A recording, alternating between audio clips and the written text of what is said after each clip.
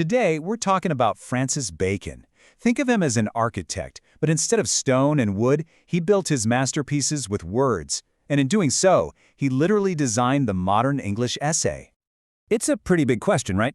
How can one person, with just a pen and paper, actually change the world? Well, back in the late Renaissance, one man had an answer.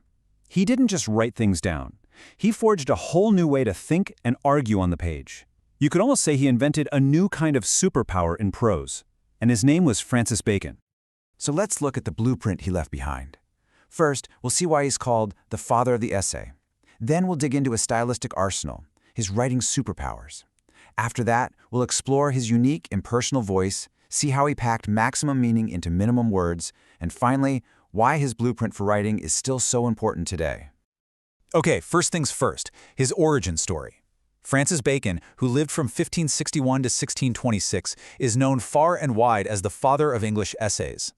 Now, to be fair, he didn't invent the essay out of thin air. He borrowed the basic idea from a French writer named Montaigne. But what Bacon did with it, well, that changed everything. See, Montaigne's essays were very personal, almost like reading a private journal. Bacon completely flipped that idea. He turned the essay outward, using it like a microscope to dissect the huge universal themes that connect every single one of us, things like ambition, revenge, love, and truth. And that focus on universal experience is exactly why his writing still hits home hundreds of years later. So how did he pull this off? Well, that brings us to his stylistic arsenal. And I think the best way to think about these are as the superpowers of his prose. These are the specific, killer techniques he used to make his writing so unbelievably impactful.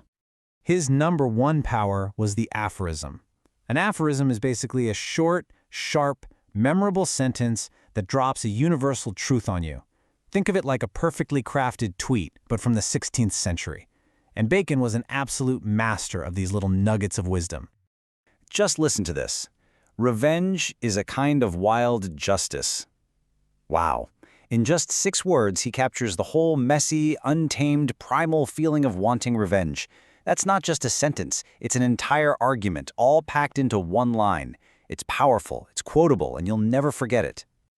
Okay, his next superpower was paradox, or what grammarians call antithesis. This is where he puts 2 opposing ideas right up against each other. He wasn't interested in just telling you one side of the story. He wanted to explore the tension between opposites to get at a much deeper truth. A perfect example is his essay of marriage and single life. He lays out both sides, almost like a court case. The married man, he says, has given hostages to fortune, his family, which holds him back from taking big risks. But then, the single man, while maybe a better friend or boss, might not be the most reliable citizen. Bacon just presents the evidence, the tension, and then steps back, leaving it up to you, the reader, to decide what you think. Bacon's third superpower was illusion.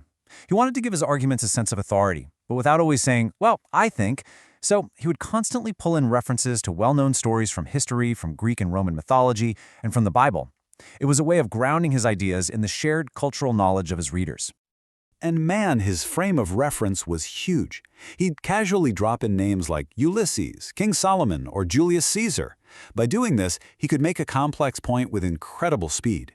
These references weren't just for show. They added centuries of intellectual and emotional weight to his arguments, making them feel timeless and profoundly smart. So what happens when you combine all these tools? The aphorisms, the paradoxes, the illusions.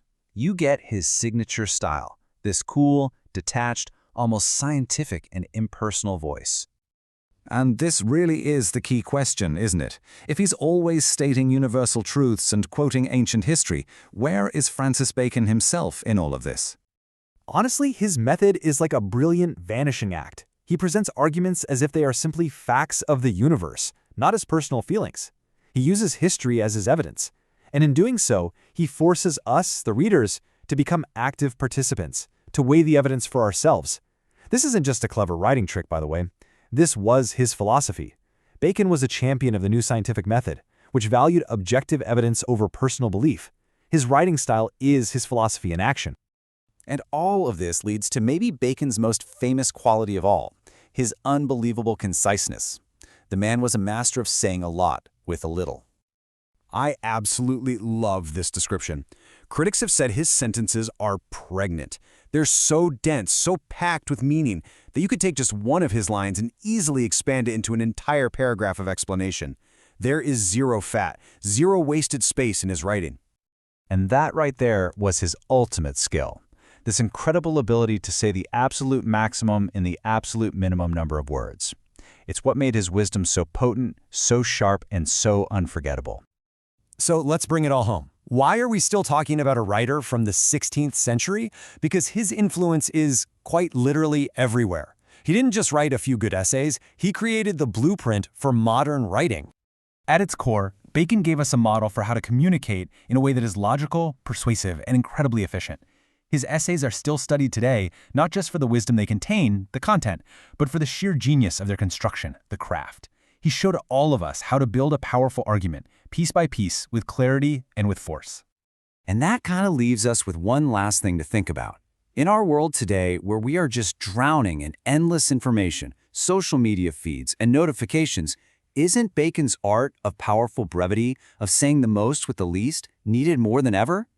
It's a good question.